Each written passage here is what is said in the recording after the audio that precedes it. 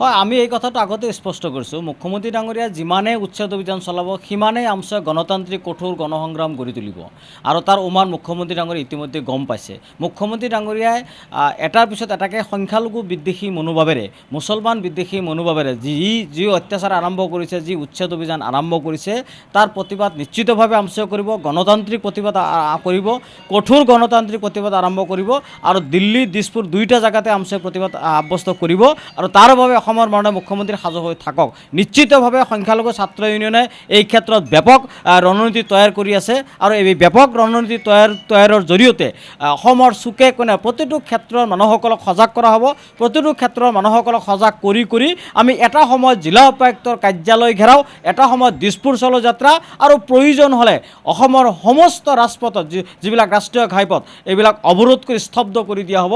ৰাজ্যৰ প্ৰশাসন নিশ্চিতভাৱে ভাৰতীয় নাগৰিকক যদি অত্যাচাৰ কৰা হয়, এই ধৰণৰ প্ৰকৃত ভাৰতীয় নাগৰিকক যদি অত্যাচাৰ কৰা হয়, এই ধৰণৰ সংখ্যালঘু জনগণক যদি অত্যাচাৰ কৰা হয়, নিশ্চিতভাৱে আমছে হাত সাবটি বহি নাথাকে। মুখ্যমন্ত্ৰী ডাঙৰীয়াৰ যি চেলেঞ্জ, এই চেলেঞ্জ আমছে নিশ্চিতভাৱে গ্ৰহণ কৰিব। ইতিমধ্যে আমছে ৰণনীতি তৈয়াৰ কৰিছে আৰু অচিৰে অসমৰ সংখ্যালঘু ৰাইজ, অসমৰ জনগণে গম পাব যে আমছু গণতান্ত্ৰিক যি গণ আন্দোলন গঢ়ি তুলিব তাৰ মোকাবিলা অসমৰ মুখ্যমন্ত্ৰী ডাঙৰীয়াই কৰিব নোৱাৰিব আৰু এটা সময়ত মুখ্যমন্ত্ৰী ডাঙৰীয়াই বাধ্য হ'ব আমছুৰ লগত আলোচনা কৰিবৰ কাৰণে আৰু এই ৰণনীতি তৈয়াৰ নিশ্চিতভাৱে কৰা হৈ আছে, কৰা হ'ব।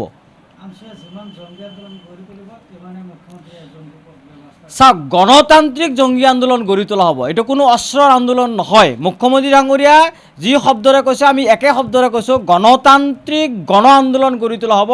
তাৰ অৰ্থটো হৈছে এইটো, গণতান্ত্ৰিক জংগী আন্দোলন গঢ়ি তোলা হ'ব। প্ৰয়োজন হ'লে ৰাজপথ কঁপাই দিয়া হ'ব, ৰাজপথ স্তব্ধ কৰি দিয়া হ'ব। প্ৰয়োজন হ'লে দিছপুৰ চলো লাখ লাখ মানুহ ৰাজপথলৈ ওলাই নি দিছপুৰ চলো যাত্ৰা কৰা হ'ব। মুখ্যমন্ত্ৰী ডাঙৰীয়াক আমি আহ্বান জনাইছোঁ, তেখেতে গণতান্ত্ৰিকভাৱে নিৰ্বাচিত চৰকাৰ, গণতান্ত্ৰিকভাৱে শাসন ব্যৱস্থা পৰিচালনা কৰি আছে, ভাৰতীয় সংবিধানৰ নীতি আদৰ্শত শাসন ব্যৱস্থা পৰিচালনা কৰি আছে, মহাত্মা গান্ধীৰ নিৰ্দেশাত্মক নীতি তেওঁ নিশ্চিতভাৱে পালন কৰিব লাগিব। মানৱীয় অধিকাৰ, যি মানুহৰ যি মৌলিক অধিকাৰ, সেই অধিকাৰ খৰ্ব কৰিব নোৱাৰিব। আৰ্টিকল 14 ভাইলেশ্যন তেখেতে কৰিব নোৱাৰিব। তেখেতক আমি আহ্বান জনাইছোঁ, তেখেতে যদি সঁচাকৈ এজন ব্যৰ্থ মুখ্যমন্ত্ৰী নহয়, তেখেতে প্ৰমাণ কৰক যে ৰাজ্যৰ কিমান ক'ত কেনেকুৱা মানে চৰকাৰী ভূমি, ৰিজাৰ্ভ লেণ্ড, ফৰেষ্ট লেণ্ড যি আছে তেওঁ শ্বেতপত্ৰ প্ৰকাশ কৰক। মুখ্যমন্ত্ৰী ডাঙৰ শ্বেতপত্ৰ কিয় প্ৰকাশ কৰিব নোৱাৰে? মুখ্যমন্ত্ৰীৰ সৎ সাহস নাই, কাৰণ মুখ্যমন্ত্ৰী ডাঙৰ একপক্ষীয়ভাৱে সংখ্যালঘু জনগণক টাৰ্গেট কৰি, মুছলমানক টাৰ্গেট কৰি এই অত্যাচাৰ আৰম্ভ কৰিছে আৰু 26ৰ নিৰ্বাচনৰ বৈতৰণি পাৰ হ'বৰ কাৰণে এই পন্থা হাতত লৈছে। আৰু এই পন্থা আমি কেতিয়াও সফল হ'ব নিদিওঁ।